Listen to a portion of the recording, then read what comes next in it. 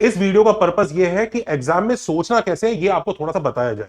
अब जैसे ये क्वेश्चन है जिसमें चार सर्कल एक दूसरे को टच कर रहे हैं, पॉइंट ए गिवन है, बी गिवन है, सी गिवन है, डी पॉइंट निकालना है और स्लोप ऑफ एडी गिवन है। अब थोड़ी देर को बच्चा डर जाता है कि यार ये तो बड़ा डरावना सा क्वेश्चन है, ये 3 पॉइंट गिवन है, ये वाला निकालना है, सर्कल की इक्वेशन लगेगी, हम किस तरह से करेंगे।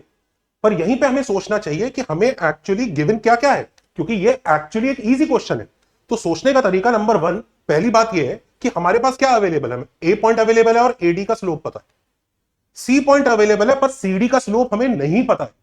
तो सबसे पहला सोचने का तरीका यही है कि कहीं अगर हम सीडी का स्लोप ही निकाल लें तो दोनों को सॉल्व करके हम डी पॉइंट निकाल लेंगे। तो that is the first thing कि कैसे भी करके सीडी का स्लोप निकालने की कोशिश करो, क्योंकि इसका स्लोप पता है, इसका स्लोप पता है, इसका स्लोप पता है, इसका स्लोप अगर मिल जाएगा तो काम चल जाएगा। अब इसका स्लोप निकालने के लिए ये जो चारों साइड्स हैं, इन चारों साइड के स्लोप में से एक स्लोप मिसिंग है। क्या कुछ ऐसा है कि क्वाड्रिलेटरल की चारों साइड की स्लोप आपस में कनेक्ट हो सकती है? तो यही हमारा सोचने का तरीका नंबर 2 है कि यार 3 स्लोप गिवन है, चौथी स्लोप चाहिए, कैसे निकालूं। अब चौथी स्लोप निकालने के लिए मेरे पास क्या क्या मेथड हो सकते थे?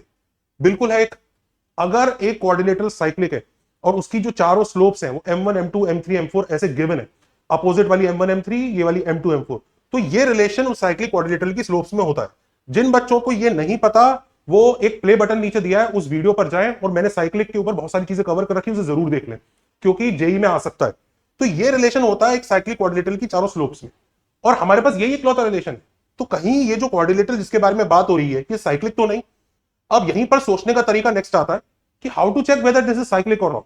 अब ये चेक करने के लिए सीधी सी बात है, अपोजिट एंगल्स का सम 180 डिग्री चेक करेंगे, और उसके साथ साथ क्योंकि ये टेंजेंट्स है सर्कल एक दूसरे को, तो हम टेंजेंट्स का भी इस्तेमाल करेंगे। तो तुरंत हम लोग एक डायग्राम स्केच करेंगे टेंजेंट्स बना के, और हम इस कोऑर्डिनेट को चेक करते हैं कि कहीं ये साइक्लिक तो नहीं। अगर ये साइक्लिक है तो स्लोप का फॉर्मूला लग जाएगा, उसके बाद हमारा आंसर आ जाएगा। तो अब क्योंकि ये टेंजेंट है तो सीधी सी बात है, एक कॉर्ड के एंड पॉइंट पे दोनों टेंजेंट होंगे, दोनों एक्स और एक्स सेम एंगल बनाएंगे, ये वाई और वाई सेम एंगल बनेगा, ये जेड और जेड सेम एंगल बनेगा। भाई एक ही कॉर्ड है और कॉर्ड के एंड पॉइंट पे जो टेंजेंट होते हैं सेम एंगल बना रहे होते हैं। उसके बाद यही डब्ल्यू और डब्ल्यू सेम एंगल बनेगा।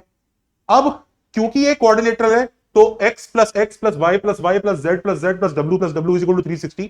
इसका मतलब x plus y plus z plus डब्ल्यू 180 डिग्री आ गया, यानी ये एंगल का एडिशन और ये एंगल का एडिशन 180 डिग्री आ गया। इसका मतलब इट्स अ साइक्लिक क्वाड्रिलेटरल। वो प्ले बटन को प्ले करके उस वीडियो को देख लीजिए, उसमें बहुत सारे ऐसे ऐसे कूल कॉन्सेप्ट्स हैं। अब अगर एक साइक्लिक कोऑर्डिनेटर है तो हम स्लोप्स का ये फॉर्मूला लगा के आराम से m3 की वैल्यू निकाल सकते हैं, विच इज सीडी का स्लोप।